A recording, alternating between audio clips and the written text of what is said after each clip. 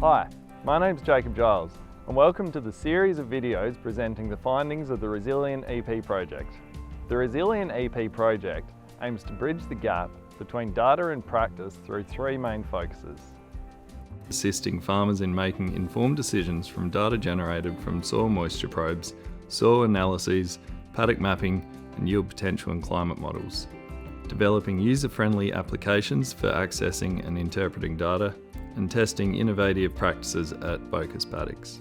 This video presents the key findings from each of the 8 focus paddocks across the Eyre Peninsula over the past 3 years.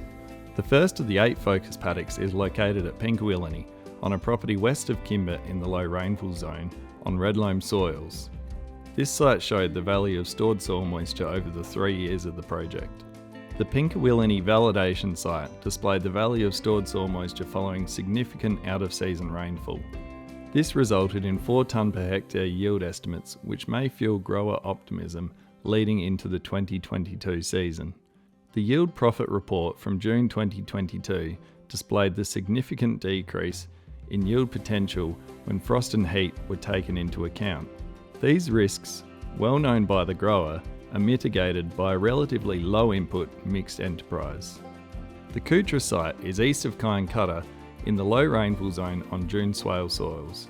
Using yield, protein and topography maps, the grower has managed to minimise protein variation across the paddock, with nitrogen strips in the paddock showing that nitrogen inputs were near optimal in the years 2021 and 2022. The Minnipa site is west of Woodena in the low rainfall zone on sandy loam soils. Yield maps collated from many years have established distinct zones which have assisted in optimising yields. The Cockaleachie site is near Cummins in the medium rainfall zone on clay loam soils. At Cockaleachie, the use of historical soil moisture probe and yield data has been able to assist in yield potential prediction in season. 2021 displayed similar in-season soil moisture levels to those seen in 2019 when the season ended fairly abruptly.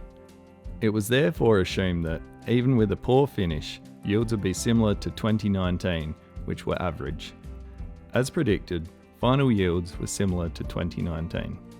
The Yalana site is in the medium rainfall zone on clay loam over clay soils. Yalana soil type lends itself to similar use of historical soil moisture information as seen at Cockaleachie. The focus paddock is also seen to have limiting factors such as waterlogging caused by lower elevation and sedicity in parts. The benefits of using yield and EM38 data has been to zone such areas of the paddock to be able to improve the soil to increase yields over time. The Warminda site is located on the central eastern EP in the low rainfall zone on sand over clay soils. Such soil types have relatively small bucket size.